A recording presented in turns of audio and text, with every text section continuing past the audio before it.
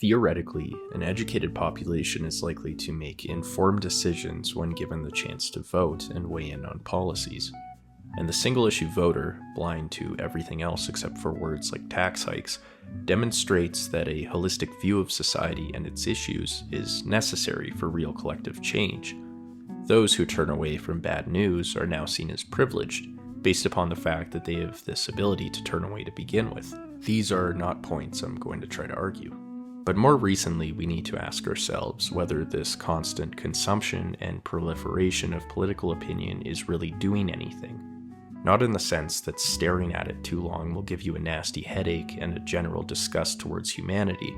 Instead, I would like to know whether arguing about politics and trying to change your mind is really a worthwhile mission.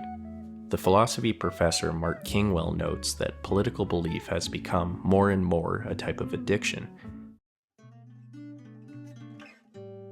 Something not so great has happened in the last decade.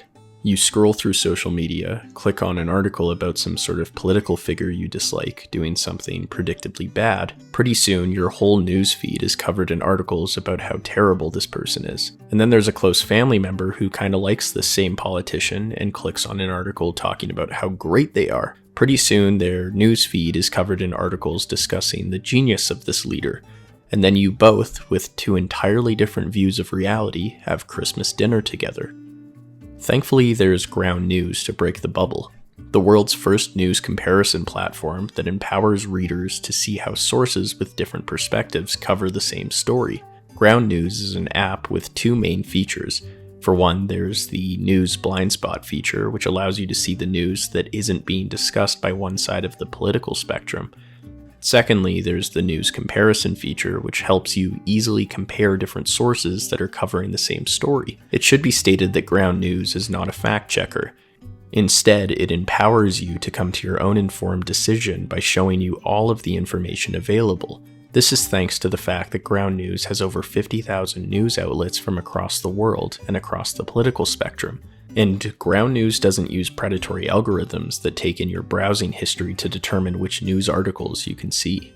For those who are tired of divisive media and want to see the other side, or would simply like to stay informed, Ground News is for you.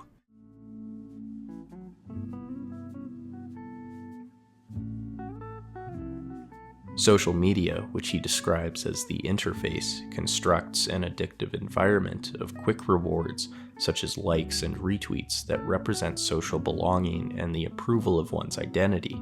The interface also discourages nuance and subtlety and replaces them with strong language and brief and courageous opinions. The user, galled by the feeling that expressing a strong view is a form of discursive participation, has multiple incentives to ratchet up the views expressed. This ratcheting is in turn encouraged by both specific responses and the general sense of an ongoing argument. Conviction becomes its own drug. Kingwell uses the term conviction addiction to describe this hunger for social approval through the quick and snappy spewing of political opinion. Addicts tend to rant at hidden forces, demonize specific groups, and regularly equip the "that's not what I'm saying" dog whistle rhetoric in order to climb the ranks of Twitter and Facebook comment sections. They employ a plethora of annoyingly effective techniques to fuel their addiction for outrage and affirmation. As he writes, yes, some people, like social drinkers, moderate their views and stay clear-headed over the course of the day. Others fall into a pattern of abusive behavior and acting out. They can't help themselves. The gateway drugs are interrupting, raising your voice over objections, and deliberately misunderstanding interlocutors. How could we reason with these folks?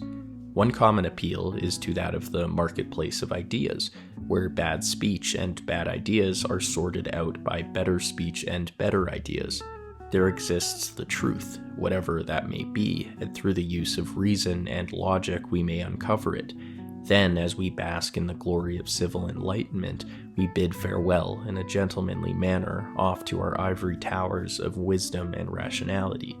This is one potential problem with the marketplace of ideas. The assumption of reaching the truth through some form of education in deduction and reason means that a part of the population will be left out of this process and perhaps ill-equipped.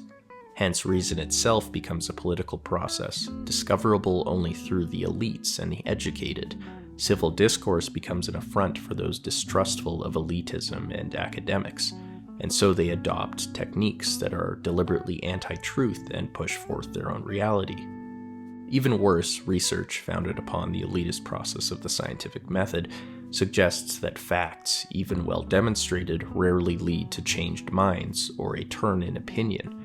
As two psychologists both argue, as a rule, strong feelings about issues do not emerge from deep understanding. If reason alone cannot regulate the marketplace of ideas, then we have one hell of a free market. Simply by deciding to not play the game of logical consistency, bad faith conviction addicts can open the entire marketplace of ideas up for slaughter. The mental market is far more irrational than the one governing wealth, which veers from high to low based on rumors, wisps of policy change, and random tweets.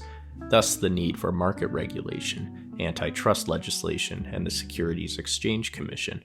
Consider then that individual consciousness is considerably less sane than even the most rapacious corporation. Mere existence is sufficient for each of us to form a limited company on the world of thought. What is Kingwell's solution? Firstly, we need to detach from the incredibly optimistic and naive assumption that free public discourse will bend towards reason without regulation. Unfortunately, the invisible hand of truth isn't always present, and is more often than not replaced by the invisible hand of "I'm right, you're wrong, and go." He insists that we ban media panels and establish participant-accepted norms on unhelpful public outrage, although he doesn't go into details. But basically, he asks us to chill out on this project of changing the minds of those who'd rather keep theirs smooth. Limit indulgence in the cup of conviction. Let's have more constraint, less conversation. When we can't agree on facts or truths, we can perhaps at least agree on wanting to stick around and pursue life plans. Does this mean we abandon discourse altogether? Is Kingwell advocating for government coercion and censorship, for the political correctness police to swoop in and imprison the edgiest of our tweets? Kingwell argues that constraint is not coercion. Limiting hate does not signify the limit of liberty. But shouldn't all ideas be at least considered? Political correctness is commonly seen as threatening views that are simultaneously defined as unpopular and also common sense and shared by many people, such as the strict gender binary, the pro-police argument, or colorblindness. These are targets of political correctness, of a small and apparently totalitarian group of elites, to limit our freedom. Kingwell asks, in keeping with the marketplace of ideas, if these views are so common sense and popular, why should they be given special protection from the ghouls of political correctness, or when an opposing group considers them to be some sort of issue? If they are not majority, they still deserve the same protections in law as other minority beliefs, but only on a liberal democratic conception of the state, which is free to criticize them, even limit them, if hateful or harmful. Overall, Kingwell suggests some sort of scaffolding or regulation on the marketplace of ideas in order to nudge discourse to something constructive rather than outrageous. My suggestion here is that the so-called marketplace of ideas should be regulated in favor of pragmatic coexistence rather than chasing after an alleged rational legitimacy that is extremely unlikely to emerge even with the best intentions in the world.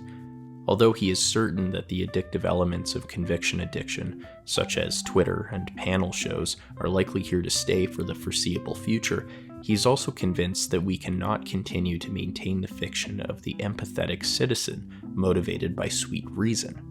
There are, of course, legitimate concerns over who decides how to moderate discussion, and admittedly, the term regulation and speech always comes with it some sense of totalitarianism. But Kingwell brings up a good point.